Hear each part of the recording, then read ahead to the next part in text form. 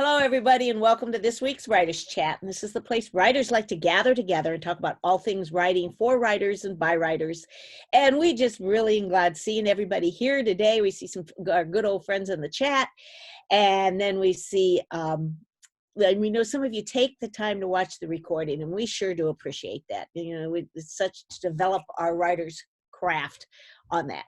You've got the three of us today talking about some different things, and then we're going to bring everybody kind of back in for a Q&A and the discussion what we talk about. So my name is Jean Wise. I'm one of your co-hosts, and I'm joined today by my wonderful partners, Johnny Alexander and Bethany Jett. And I'm going to turn it over to Johnny to start with our topic number one and let her introduce it and talk about it. We ought to give them an overview with the three directions we're going into first. Okay. Can you remember those right off, Johnny? I'm going to throw it to you. I'll try. Okay, today we're talking about newsletters, emails, and opt-ins. So I'm going to give just like a running start into newsletters. And then Jeannie's going to be talking about opt-ins. And then Bethany said she's got something new to do with blogs and emails and stuff. So she's actually probably the most experienced one of us with newsletters and the opt-ins and the segmentation and all those kinds of things. I mean, I really don't do much of that in my newsletters. So we're kind of going in a bit of an order here that way. So we look organized. So you guys think we've planned this well? Yeah. Okay. Take it away, Johnny. Here we go. So I write fiction. Jeannie writes nonfiction. Bethany writes mostly nonfiction too. Though her experience with newsletters is has a lot to do with the company that she co-owns with Kyle Young, Serious Writer Inc. And they send out newsletters, very nice newsletters all the time. So anyway, here's the thing about newsletters. You have to have one. And I know it can be very daunting and overwhelming to even think about doing a newsletter, but it's the only thing that you truly own. So when you're talking about building a platform, when you're talking about doing those kinds of things that you need to do, whether you're an established author or whether you're an aspiring author, wherever you are on your journey, nonfiction, fiction, you want to have a presence on Facebook, you want to have a presence on Twitter, on Pinterest, on Instagram. You want to kind of choose what platforms you want to be on, but you've got to always remember that somebody else owns those. You do not. Now you can have your website, and that's great, but what you really need is a place where you can send information to your fans and your super fans and the people who really want to hear from you. And the only way to do that is with a newsletter and to have those email addresses. I know that, so I've been writing for about 7 years now since my first book was published, and I've only been doing a newsletter for maybe the last year and a half, and it was one of those things I knew I needed to do, but I just kept putting off because it just seemed so overwhelming and so daunting. It was like, nobody wants to hear from me. What would I say? What would I do? And all that kind of thing. So I think one of the important things is just to really figure out your own little format or your own little template. Once I decided that, it became much easier for me to do a newsletter. And I have done a consistent monthly newsletter now for over a year, well over a year. And I did some very specific things with that. So I had read a lot about doing newsletters. So the very first thing I do in my newsletter is just something personal. And that will be like, I have a little picture, and it'll just be something that's going on in my life, something that's happening. If I've taken a trip, it might be something about that. One time my dog, I know those of you who are on here, those watching the replay may not know I have two dogs, a collie and a little Papillon. Well, Griff, my collie, loves to go into the bathroom and shut the door. And one time he actually locked himself in the bathroom. Not sure how he did that, but he did. And so I just wrote about that and had a picture of Griff, and so people will still sometimes say, something, even on Facebook, someone said, has Griff locked himself in the bathroom again? So it's just one of those little tiny personal things that has made a connection. And a lot of people have pets and they like to talk about their pets. So I don't have children at home anymore, so that's one of my connector things. Recently, we're putting a puzzle together. So I took a picture of the giant puzzle, you know, before it was like just the border of it. And that was what I put in my newsletter. And again, just that, like, this is what we're doing while we're sheltering in place and self-isolating and all of that.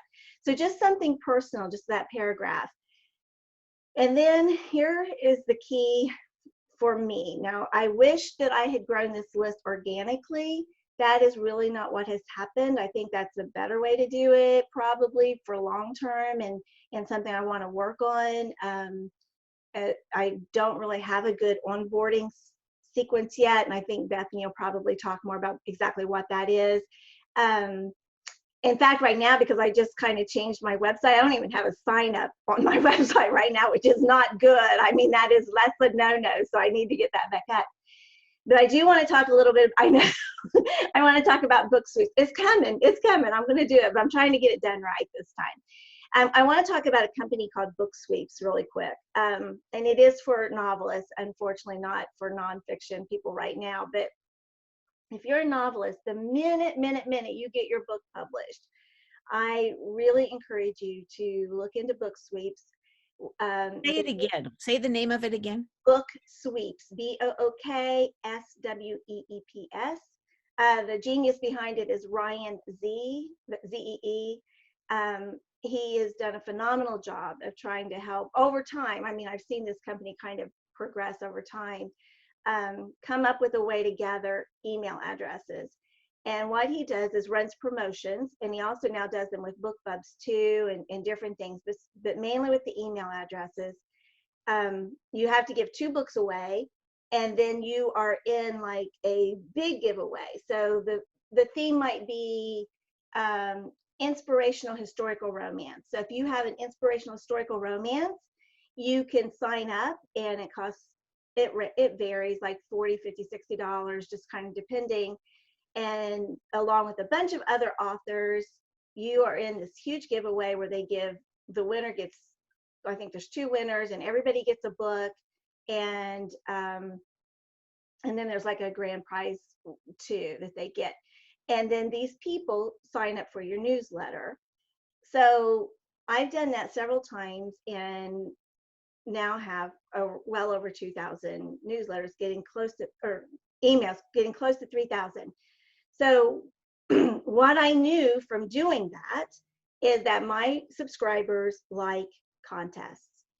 And so I decided, I know they like contests, I'm going to have a contest. So along the same time as I was starting to do my newsletter, I had already started interviewing authors for my Novelist Unwind show. And I do a giveaway every month of a book by one of the authors I've interviewed. So I announced that. So that kind of just became my template. It was like, okay, something personal, the Novelist Unwind giveaway. And then I thought, well, these people really like giveaways, and I'm going to give away something personal. So I also have what I call a Let's Chat giveaway. And that is just where I will just ask a question. I've asked, like, you know, spring is coming. What chore are you anxious to do with spring? Or, you know, where would you love to travel? Or just any kind of question.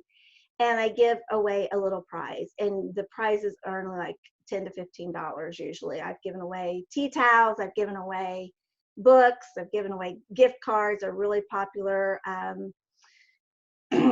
A gas gift card. I think I did, like, where would you like to vacation? One of my most popular giveaways was I actually gave away 2 $5 Starbucks gift cards, and I asked there would be a card for you, and if you win, who would you want to give the other card to? Who would you want to give coffee to? And so that way I get people writing me back, and then I write back to them too. And so I really am getting to know some of these people. It's them engaged, doesn't it? It is, yes. And that was the purpose. I wanted them to write to me, and they do, and I love it. And so, like, the day after I send out my newsletter, I'm spending practically the whole next day answering emails, keeping track so that I have so I can keep track of who answered, and I can do the giveaway. And so those are like the 3 main things. Well, then it just seemed like other stuff just started popping out, and now I've got a pretty long newsletter, probably longer than it should be. And I'm just not really sure yet how I'm going to back down on it. Lots of you know I'm now involved with a group of authors called the Mosaic Collection, and that's a group of novelists. We join together to help each other with our marketing and efforts and team up that way. We're putting out a book a month, so of course that book is always in the newsletter. Anything I'm doing, like if I've just had a book coming out, and I do tomorrow, just so y'all know. Well, tell us the name of this book that's coming out tomorrow. My book coming out tomorrow is called The Mischief Thief, and it is about a con artist with a conscience and a minister who just lost his ministry, and they are saving a racehorse who has been whose owner is thinking about killing him for the insurance money, and the horse's name is Mischief. Wow. So yeah, it's really exciting. Today's the last day you can get it for 99 cents for pre-order. So little plug there. Didn't really mean to do that, but there you go. No, we wanted you to do that. Thank you. Hey, Lisa wanted to know about how much time per week would you say you spend on doing this newsletter? Oh, not per week. I will spend probably 3 or 4 hours this afternoon and evening doing it. And I put my newsletter out because I announced my Novelist Unwind giveaway the first Saturday of the month, whatever that book is. My newsletter goes out the following Wednesday or Thursday after that first Saturday. So that's this week. We've got a giveaway going on.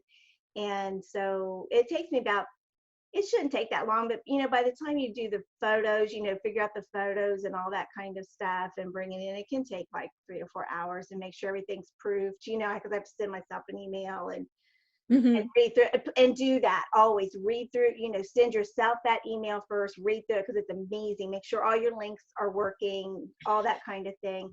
Try to put links to almost every photo. I think everything, every photo, every image that I put in my newsletter has a link, except for like whatever the personal picture might be.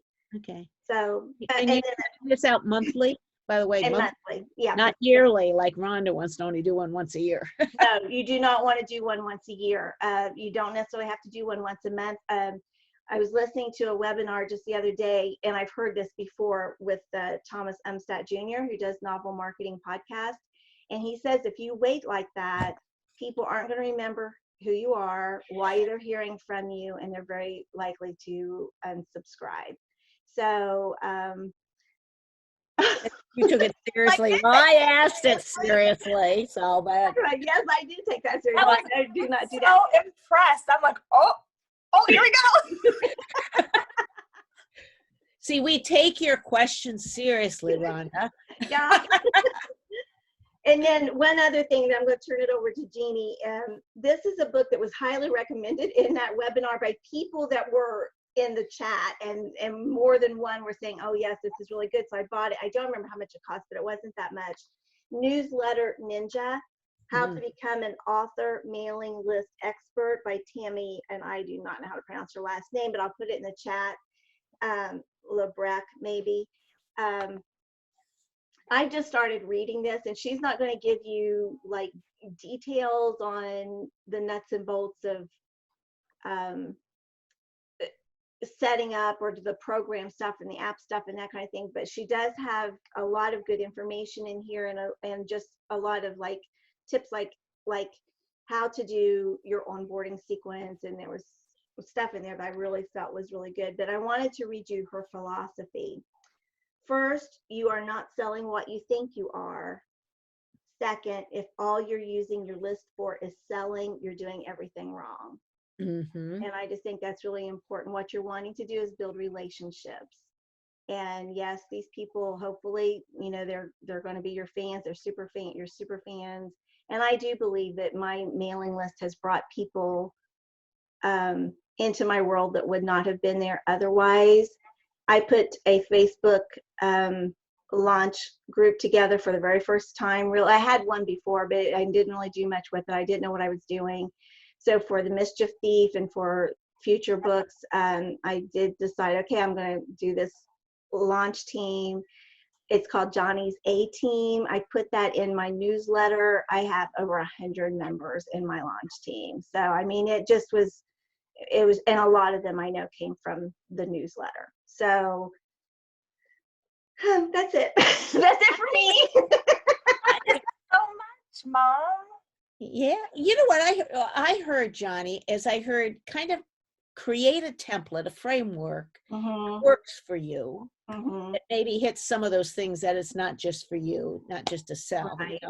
on that way. And then find a system. You've got this system of one Yeah. thing happens to the first of the month, so then this automatically then happens the next of the month. And so it's a schedule that works. So when it comes to the first of the month, you don't forget about it. No, I mean, it's on my things to do, and I usually do it.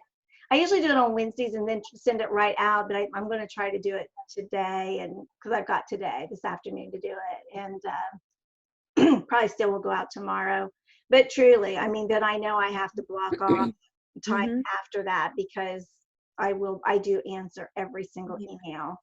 And I hear you also say, give yourself grace and try some new things. And if it doesn't work, revise it. And so what if you don't have one right now? You can start working into it type of thing. Yes, and know too that even if you're just sending out a newsletter to say 5 people, they don't know you're only sending it to 5 people. They don't know. So it's better to send to 3 people, 4 people, 5 people, 10 people than to send none. Mhm. So you've just got to figure out your schedule. Don't let it be a year. Sorry, Rhonda. No, not maybe quarterly, but probably Oh, I wouldn't want a newsletter weekly in my mail. I wouldn't want one weekly either, but well, it depends on who it's from. I mean, some Yeah. things you get weekly and So, it's okay, but from an author, probably not. definitely not But daily. monthly works for me, and I think that's probably, and it works because of the Novelist and Wine giveaway, because I will tell you, when I started doing the newsletter, my entries into the Novelist and Wine giveaway drastically improved as well. So I Yeah, know the that that's contest idea and the Mhm. question and the engagement really Yeah. makes a difference too. You're just not speaking to them, you're listening to them. Right. That's And really like I'm fortunate because I do get books sent to me for having different guests on by some of the publishers. But even if you don't have that if you've got a blog and you can, or even if you don't, if you can like promote a book,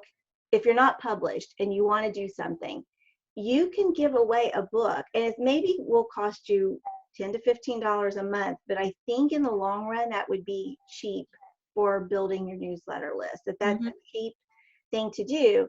And I know, we do have people writing historicals, but if whatever you're writing, if you're reading a great book and then giving that book away in your newsletter, and it's that same genre, and you're trying to build a newsletter list of people who love the genre you write, then it's a very small investment, really. Now, Yeah. I write in lots of genres, and I interview authors in different genres, so I'm not sticking to just that, but it's what I would advise to people who do just have one genre, is stick with it and build your list of those people who are super fans of that genre. And I'm asking too many questions, I suppose, but I'm curious, and maybe Bethany knows, is there a nonfiction book suites? I have a really hard time finding a program like that for nonfiction where the readers go there. I mean, most of the time they're there for novels. I know some people have had like success with nonfiction, but I think it's harder. So like Mom and I have talked about this a lot of ways nonfiction is easier because there's what you're talking about. There's Yeah. the topics are there and it's kind of your thing. But I think with this, I mean, even with BookBub, I didn't see the return, like let's say that my mom would have had, or like with some of these, the Twitter things, it's a lot of fiction based. Yeah. So I think it's a different strategy. If you ever find one, I want it. Start one, business girl. Start one. I'm going to look and see if they've got some promotions going on now, and I'll look and see if any of them are for nonfiction. But I And just, then Leslie asked, and that's probably a good lead-in over to me too, because I'm the blogger here. Can you use a blog as your way to connect with fans if you're sending out a monthly detailed post? And see, I post weekly, and they get that weekly, so they're hearing from me weekly.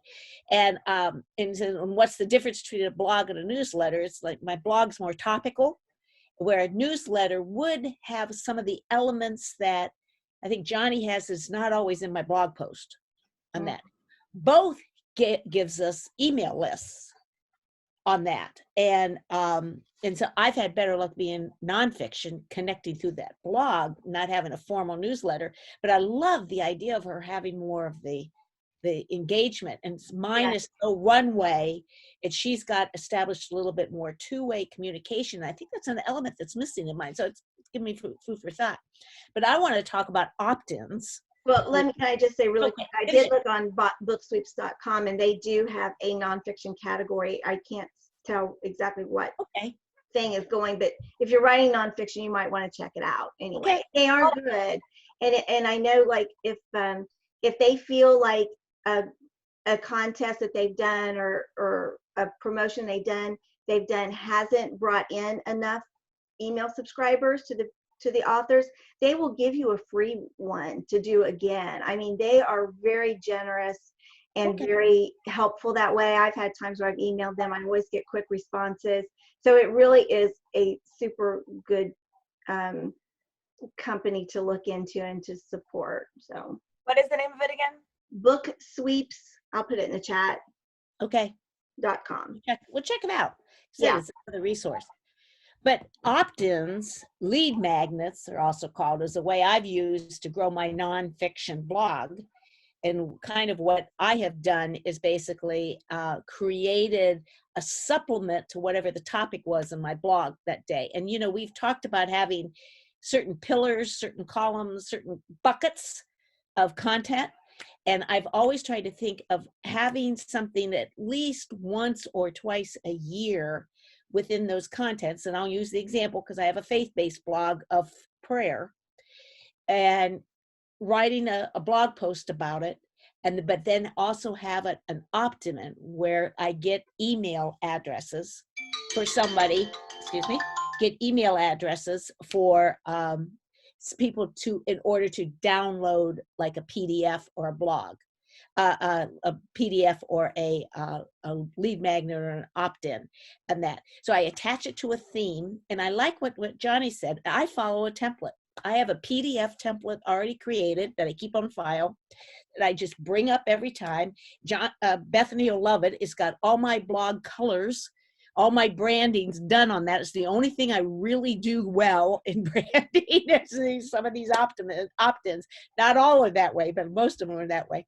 And then I just kind of fill in the blank and cut and paste them and put it together. I want to give you, what I'm trying to do is always go a little deeper, and as a freebie for them, so they get it for free, but I get their email address, and I have created 2 email lists, and I'll talk about that here in a minute. I want to give some examples.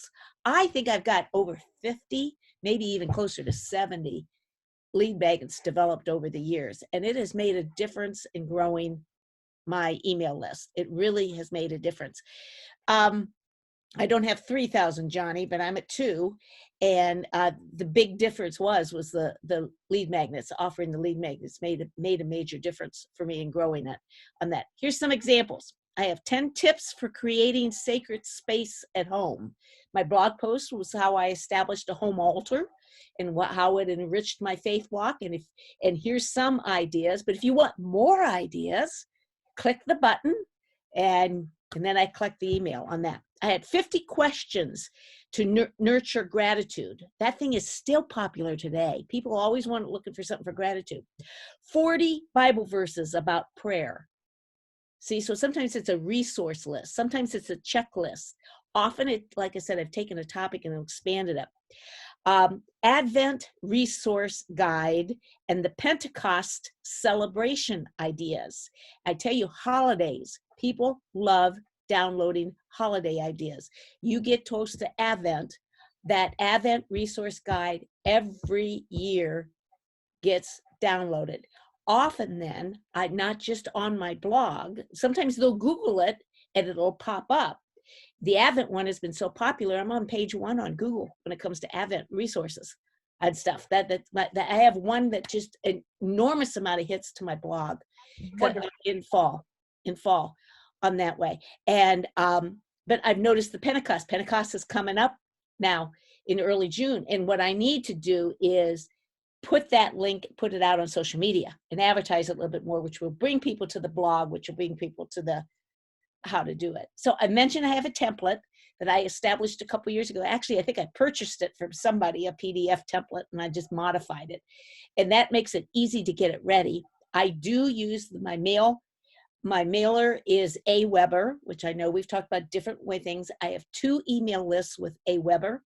I have my blog subscriber list, and I have created a list that is just my opt-in list. So the subscriber list is it's 90% of it, which is good. But I do have my opt-in list. So if somebody signs up for something one time, but doesn't necessarily subscribe to my blog, but when I have a book release on that, I will email both. I would say, because I've never bothered the opt-in list, except for when I've had 1 or 2 things to announce. So probably twice in the last 5 years, I've sent something to my opt-in list. So I'm not spamming them at all. I promise not to spam them. But I kept that list to send out if there's something big like that on that.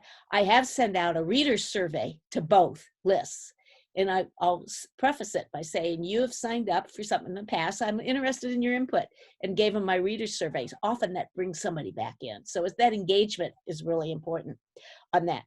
I store them and I create them in a site called Lead Pages that I use. I like Lead Pages. It costs about $300 a year, I think, but I like them. They create the little button, and it's pretty easy. And I can put the button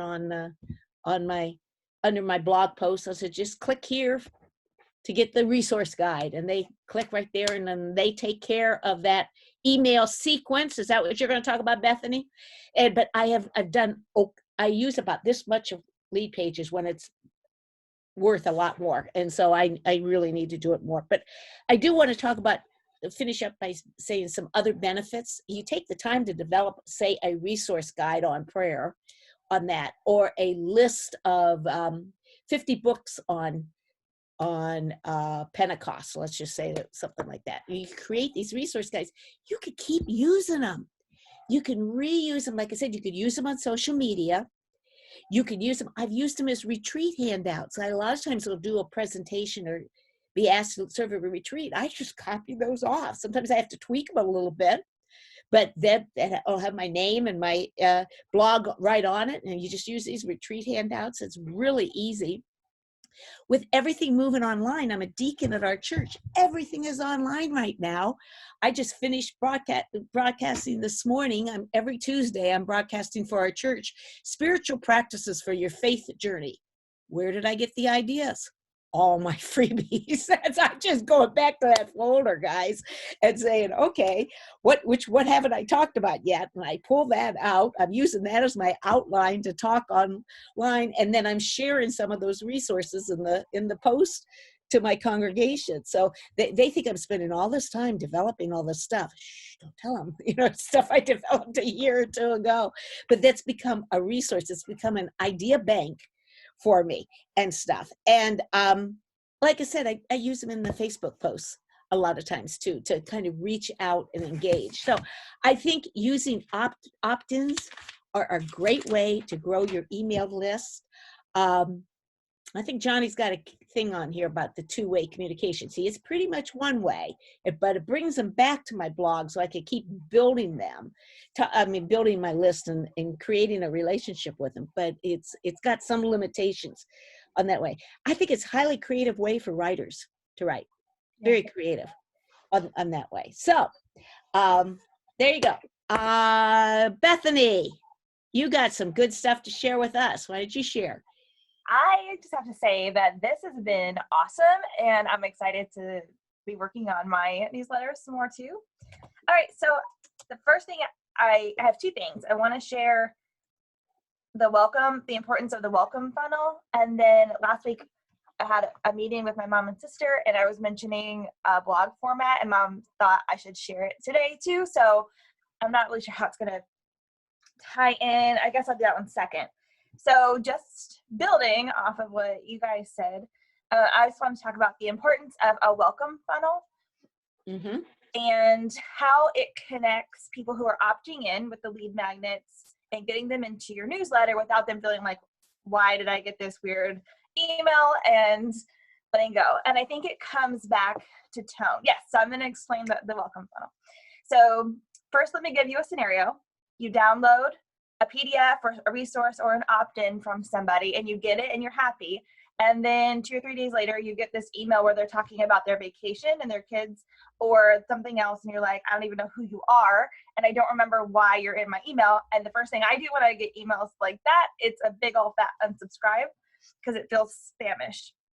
The thing is, what I think is happening is I was put into the newsletter funnel where the tone is very conversational. The newsletter people know what's going on because they're getting these emails every so often. But as a new person coming in, I'm just new to the party and I'm left out.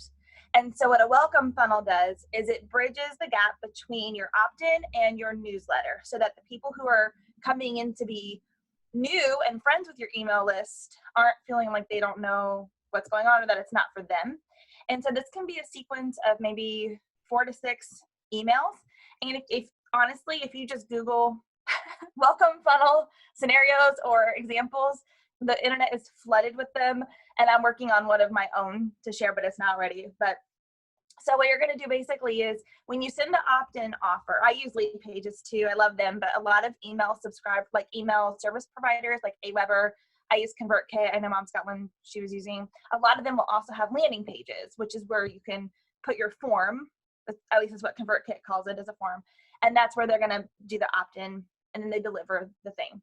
So what you can do is you can connect a series of emails after that. And so when they get the freebie, like if I'm clicking for one of Jean's, she'll say, here you go.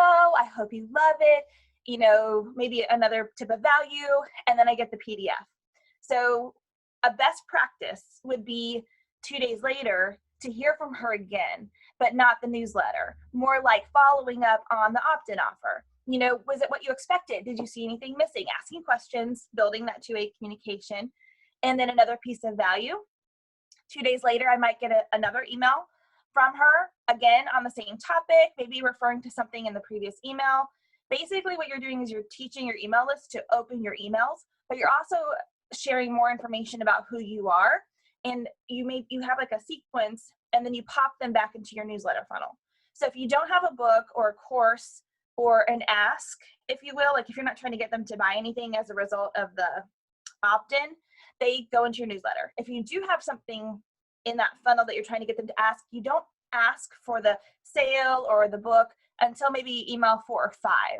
And then at that point, now this is where it gets a little bit confusing because I'm not demonstrating this, but at that point, if you want to buy the book or go further in the course, click here. If they do nothing, they go into the newsletter sequence, but now they know you. If they choose to take up on your offer, they would then go into a different funnel where then they're getting your course, they're getting your book or whatever it is after that. But that welcome funnel is just kind of that bridge, and it's crucial. You have much less unsubscribes if you have a welcome funnel.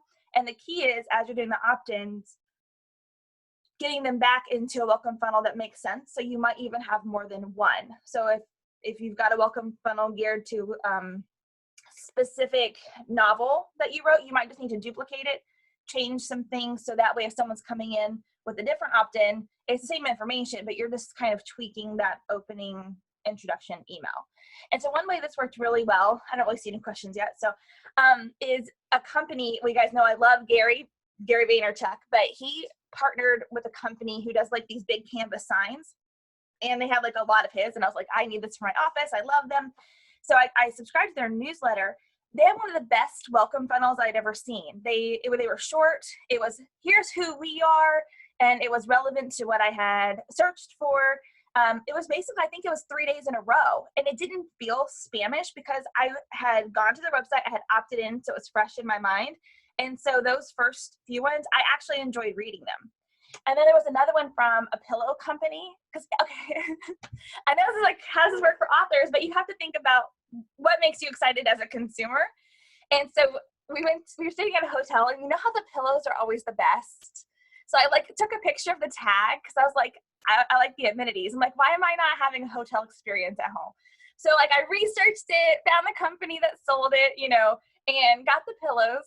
But they had a really great welcome email. It wasn't a funnel. It was just one or two. I think I unsubscribed at like 3 because I was done with the pillow stuff. But the first email after the order was, here's tips on how to properly fluff your pillow, like your down, whatever it is. And I was like, I don't know how to do that. I don't know the right way. And there was a video and there was like some text, and I was like, found myself like enchanted by this email. And I was like, this is how I want my subscribers to feel from me. So if I have an opt-in, how can I like deliver that like extra how-to experience for them right after that? Because it was, I don't know, I got excited about it. Now I'm like, you know, I'm doing the pillows. I'm like, Justin, you need to learn how to do this. But it was just because of the pillows.com or whatever. Anyway. Marlene, yeah, I'm going to actually be creating a handout on how to create a welcome funnel, but honestly, just Google welcome email funnel and there's just 500. I love Brian Harris. He's like an email guy that I learned from. He's great. There's lots and lots of people, but you don't have to always have something to sell.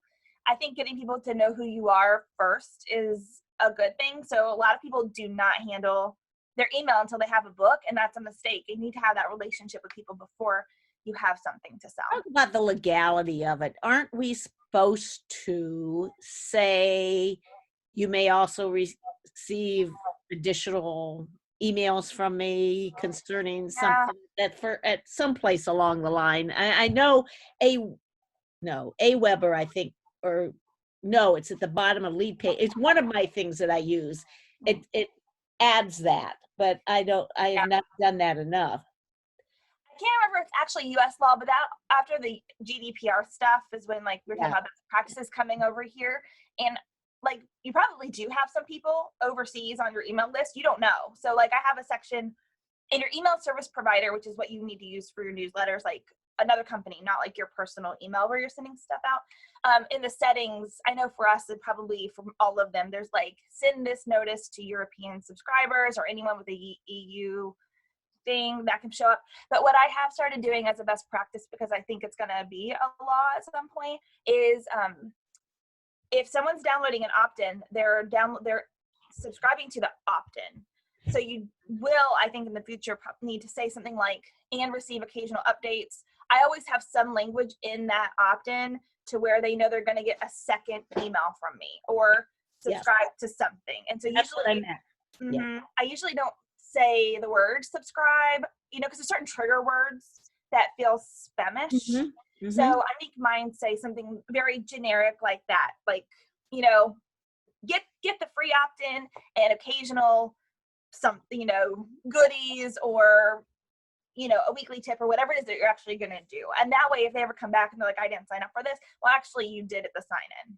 Yeah. And you have the timestamp, you have the date. You've got all of that. So there's a lot of technical stuff that comes into this. Like I have a free email marketing class on the Academy.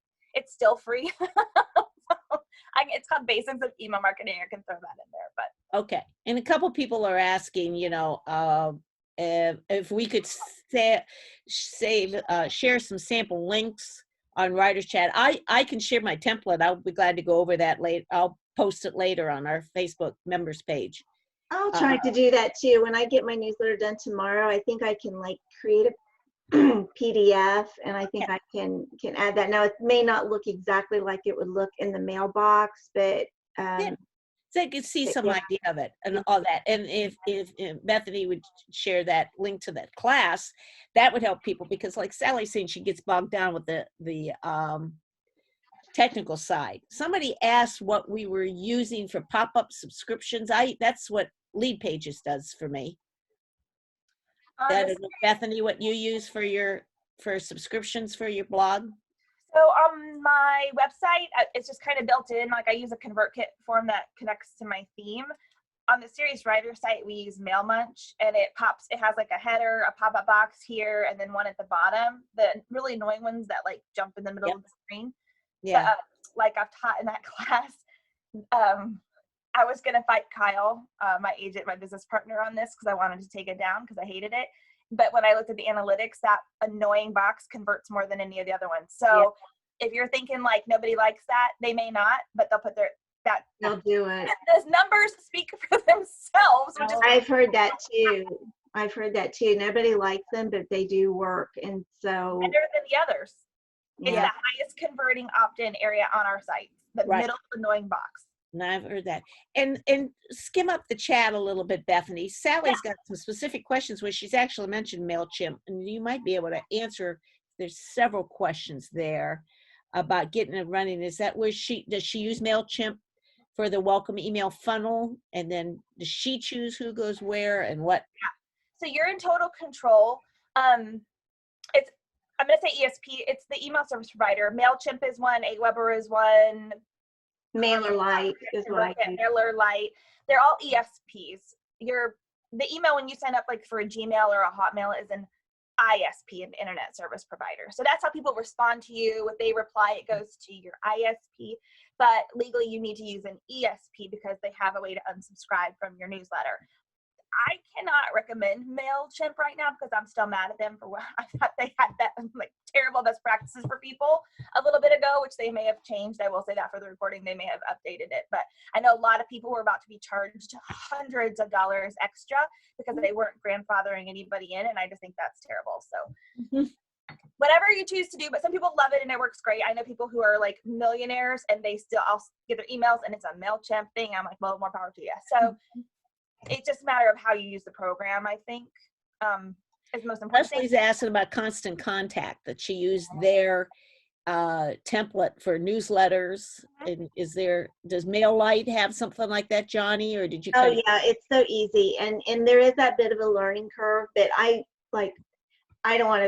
not bad mouthing MailChimp either. I tried that for a long time and just could not really figure it out. I don't know why, my brain just wouldn't do it.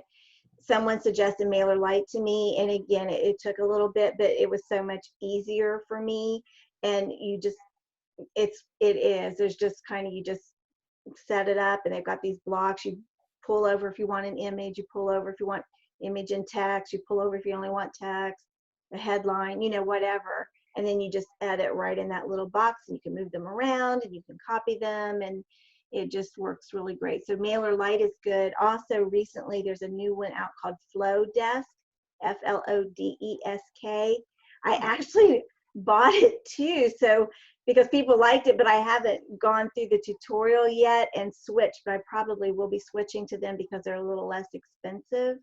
Most of them, as you know, they'll be free for a while, and then as the more subscribers you get, the higher the monthly fee. And there's a way to actually transform if you the other. You could transfer your existing list into the other. So that they were asking that, and they asked if you would spell MailerLite.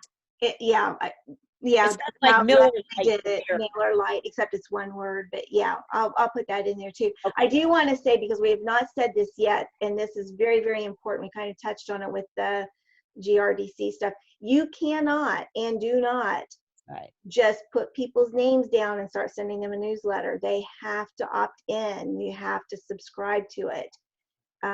Be very, very careful about that if you do not have actually ask permission from people to add them. Now, there are all the ones do have where you can add a single subscriber, and I will do that if one of you guys would, because I don't have a sign-up sheet right now, and say, I want your newsletter. I'll say, okay, and I will add you, and I can do that manually. But you bet I'm going to keep that email that says that you asked me to do that, because you've just got to be able to have proof that people did. That's another good thing about the book sweeps stuff, because they sort of handle all that for you. Though I will say there are people that will come in, they'll unsubscribe, and sometimes they'll mark it as spam, which makes me really mad because they shouldn't, because they've agreed to get that newsletter. Yeah. But that happens. I should say this on the camera. This is one lady who like got so mad at me. Like, she was getting our emails for 2 years, and she like, who is Bethany? I don't understand. Like, emails like really like kind of ripped me. And I go back into my subscriber list, and I was like, well, actually, you subscribed on this day to this list, and I see you've opened almost all of them for the last 2 years, but I'm really sorry you don't like what we're sending you. Feel free to subscribe. You remember when that happened? She Oh, was so mean. oh, but I think a lot of it goes back to any of these programs and stuff. It's up to us to explore and find what best matches you, what best fits you, and what works, and ask what other authors are using, just like what we've done today. We've talked about a variety of them. Variety, yeah. And then, especially some of them that if you spend some money on these, I'm preaching to the choir here, use some of the stuff that they've got. Most of them have wonderful tutorials and videos, and they're always offering new things as this industry expands and learns and stuff. And And here's the thing. Can I add to that, Jeannie? yeah, go for it. So, I started using Infusionsoft, which is like a CRM, which is like way bigger than an ESP kind of thing. And I was way too early. But when you start making money from your email list, like at some point I'd like to go back to something that powerful. But I spent a lot of money to learn this lesson. If you're going to be spending money on your email list, it kind of motivates you to create something or a way to bring in income, because I really feel like the goal at one point needs to be where that email list is paying for itself. And so a lot of people who are spending money as it goes up, it's because you've got this audience that wants to learn from you. And so the more value that you can create for them, even if it's $10 things or these, small things or books or whatever it is, at some point you can end up where your email list is paying for the email subscription. And that's kind of been a motivator for me too, as you're thinking of money in, money out. What's my next step with this? Like, how do I, but that's a whole, we could break down everything in this talk, and they could each be their own 3-hour workshops. And we got to admit, like you said, it can be overwhelming, and we've got to sit there and say, like I said, I didn't start with the Optimist list. I didn't do that for a long time, and then I finally got into that, and then said I have found them wonderfully creative and stuff, and I've used them for other things. So that's been a benefit. They are writing and creating something, so that's kind of neat. So just one step at a time, Rhonda. That's right. But Johnny? I had two things. One is, it is maddening when people that subscribe mark you as spam, but also, and it can be hurtful when people unsubscribe, but really what we need to do is switch our perspective of that and remember that they unsubscribe, they're not a super fan, and you don't want to be paying for them if they're not. So if people unsubscribe, I try not to even really pay too much attention to those numbers. What? I hate the unsubscribes. I just like what I see. I know, and it does kind of pain you, but just remember that means they're not a super fan anyway. And what you really want is you want a list that becomes more and more where most of the people are going to open it. And so you kind of want those people who aren't going to open it anyway to go away. And one thing which I've not gotten to yet in this book is she talks about, weeding out your list and people that she may not want on there that she will get rid of. And I'm not at the point where I'm going to do that yet, but apparently that's not necessarily a bad thing to do. And then the second thing I wanted to say was Bethany said she teaches by using the welcome funnel. She wants to teach people to open her email, her newsletter, open her emails. Well, one of the things that I wanted to do was to teach my newsletter subscribers to read all the way down to the bottom. And that's why my Let's Chat giveaway it's no longer at the bottom, because now I've got some things that come underneath it as part of the template, but it is right before my signature. So you have to read all the way past everything else, or at least scroll to it. Then you're going to see the Let's Chat giveaway for this month. You're going to see who won last month and a little bit about what people said, my little closing. And then I have a thing about subscribing to the newsletter for the Mosaic collection. And then I've got my latest 2 interviews for Novelist Unwind. And those are always just right there in case people want to click on that. So yes, Bethany. Raise your hand button. I don't know. I know. I wanted to just let me know if you think, Mom, that if I should share that blog format here, if I should be in front of the thing. I think we thought that, but now I don't remember what that was. Okay. I don't remember what you told me. For the unsubscribes, I do look and see how many did, but I no longer go in to see who it was. That's when you can get angry. Like so and so. Yeah, but a lot of times they can fill out, or at least my sequence, they fill out a form. Not all, a lot of people don't do it. And the most common reason is I just get too many emails. It is. And it's And really never about you. I So know exactly what they're feeling like. Yeah. Yeah. I'm that way. Rhonda's got a point that be sure if you use images that are license free, like Pixabay and Pixel.com and stuff, because you can get a lot of trouble. Unsplash, Morgue File, she's listed those. And Brandy wants us to talk about maybe producing our own magazine, e-zine. That would be a cool topic. Maybe we can get into that and explore that. You know, we got less than 5 minutes, guys. You want to invite everybody back on? And 'cause we really did, and see if there's any other additions, questions, comments. And while they're doing that, Johnny, do you want to talk about next week? Because I think you're in charge. And we're talking about Collaborative Indie Publishing is the title. Okay, good. I wasn't for sure what the title was, but I've mentioned the Mosaic Collection. And again, this has been well over a year ago that several authors got together, and I was so excited when they invited me to join them, that they wanted to put out a book a month and collaborate on marketing. So, and we have a virtual assistant who does a marvelous job in creating memes and all this kinds of stuff and keeping us together. So we put out, the first novel came out 9 or 10 months ago, because I think mine is number 10, which came out this month. They all have the same banner across the top so that you can see that they're part of that collection.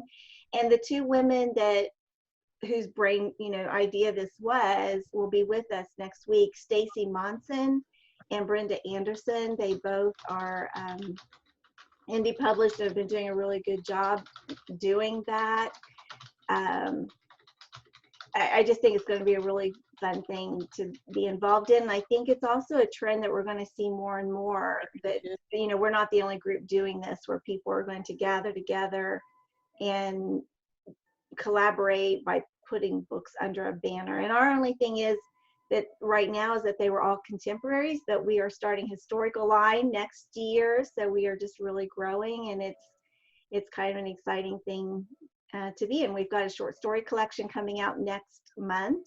We did a Christmas anthology last December. So it sounds like a neat idea. So, and it's not a cheap idea, because we are expected to pay a cover designer to get professional covers, and they all have been just beautiful. And they have to be edited. We have certain guidelines for people who want to join us, and we expect you to put some money into it to make sure your product is very good. But yeah, the stories have been great. I really enjoyed it. So sounds good. Yeah. Well, we got a couple minutes left before we quit the recording. We can stay on afterwards, and besides party and celebrate with one another for the after party, but we could ask any other questions then. Anybody have any last minute questions before we wrap it up in the recording? Okay. We tried to pick them up through the chat. Yeah, to make sure everybody got in that wanted to get in. Okay, great. Well, thank you, everybody. I hope you kind of liked our modge-podge of some different ideas. They're related there. There's kind of an umbrella effect there of related. And we encourage you also to check Bethany's class on email. Is it email marketing is the actual name of it at Serious Writer?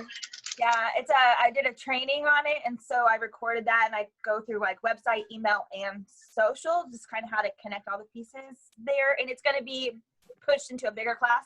But I've told everybody, if you're in for the free one, you just get all the goodies when I actually develop it out. So I've just been sharing the link. So get that class now. Well, is it actually called? What's it actually called? Email marketing? I think it's called the basics of email marketing. Okay. So if we go to the Serious Writers chat, we can see that. Okay. Well, I thank you all for being with us today, and you're invited, if you're here in the chat, to stay with us for the after party.